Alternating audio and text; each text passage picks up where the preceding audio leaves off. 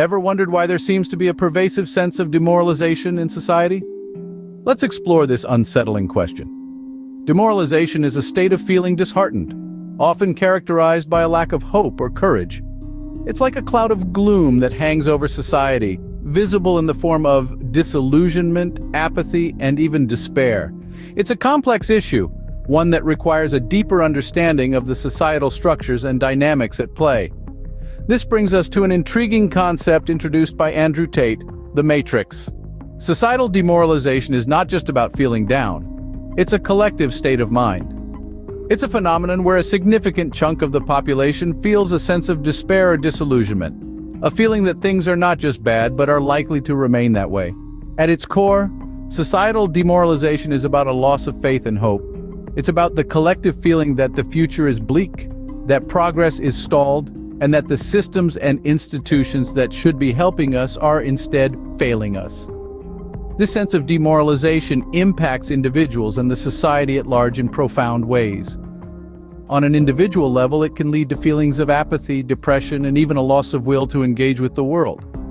It's like a fog that descends on the mind, clouding judgment and dampening spirits.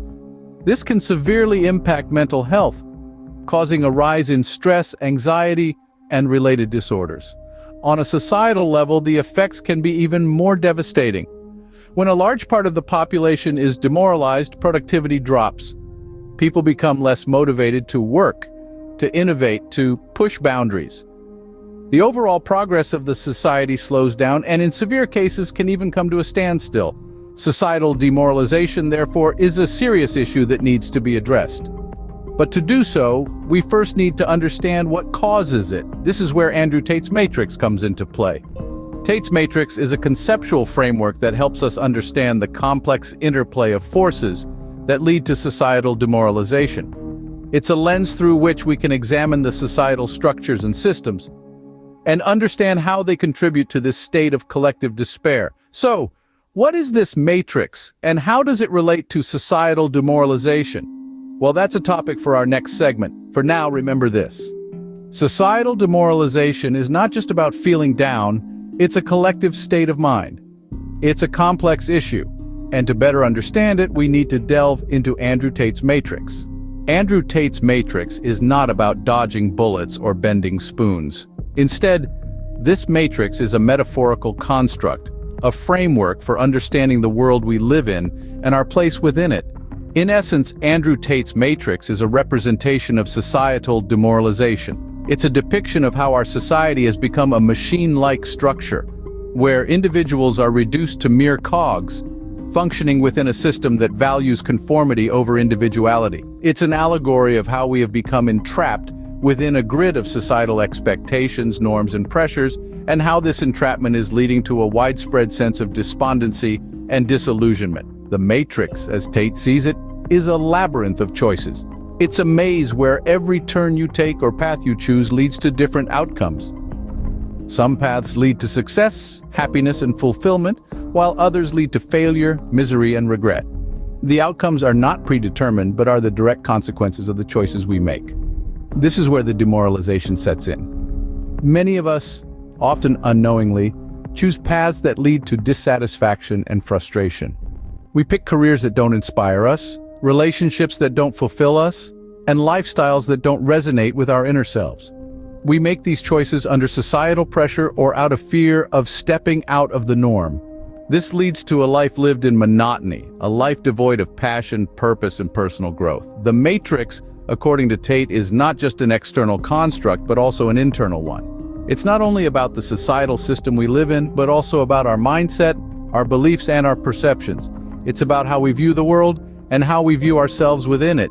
If we see ourselves as mere cogs in a machine, that's what we become. But if we see ourselves as individuals capable of making our own choices and carving our own paths, we can break free from the matrix and live a life that is truly ours. So Andrew Tate's Matrix is not about bending reality to our will.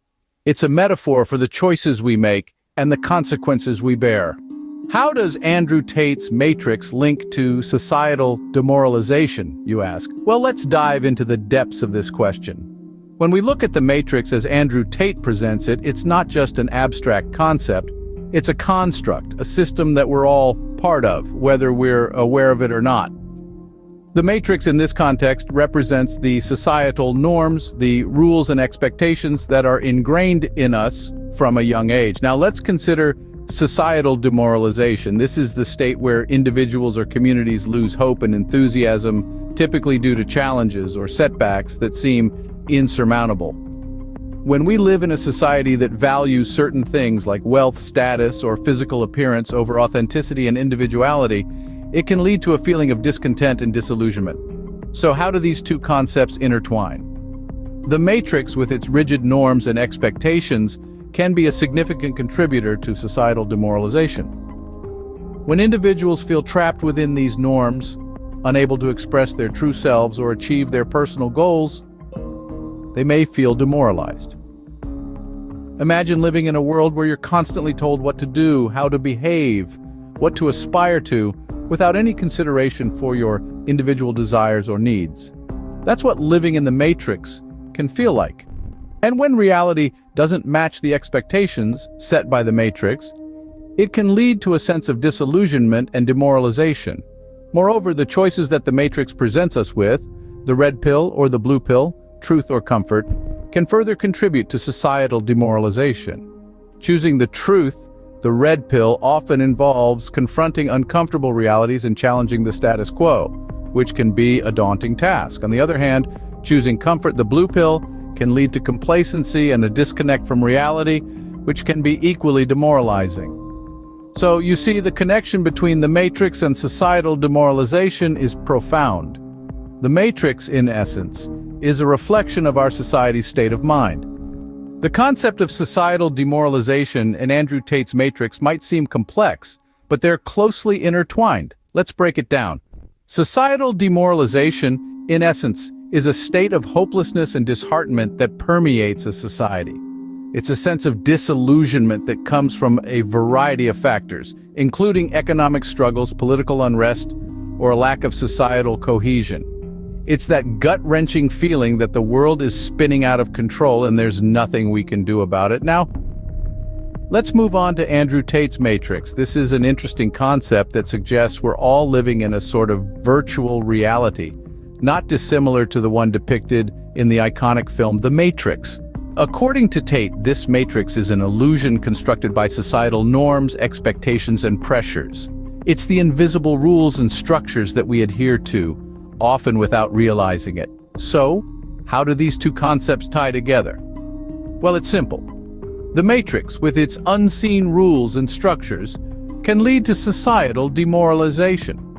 When we're stuck in the Matrix, we're often forced to conform to societal norms that may not align with our personal values or beliefs. This can lead to feelings of powerlessness and disillusionment, key ingredients of societal demoralization, but it's not all doom and gloom. Understanding the Matrix and societal demoralization can help us break free from these invisible chains. It can empower us to challenge societal norms, question the status quo, and strive for a society that aligns with our values. It can inspire us to fight against societal demoralization and to create a more hopeful, cohesive society. In essence, the Matrix and societal demoralization are two sides of the same coin. They feed into each other, creating a cycle that can be difficult to break. But with awareness and action, we can challenge this cycle and work towards a better future. Understanding these concepts can help us navigate our choices and contribute positively to our society. To wrap it up, consider this question: how can we, as individuals and as a collective, make choices that minimize societal demoralization? Our journey today has taken us through the terrain of societal demoralization, the nature of the Matrix Andrew Tate refers to, and the profound link between the two. What we've learned is that the Matrix is not just a concept, but a reality that influences our daily lives. It is a system, a construct that can either empower or limit us.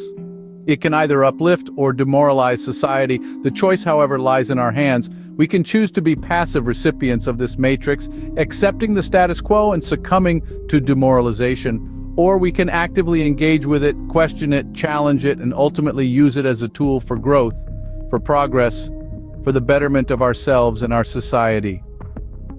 It's a choice between stagnation and evolution, between being mere spectators or active participants in our own lives and in the life of our society. It's a choice we make every day, consciously or unconsciously, through our actions, our decisions, our attitudes. So, as we move forward, let's be mindful of these choices. Let's strive to make choices that promote positivity, resilience, and collective well-being. Remember, the choices we make not only shape our lives, but also the society we live in.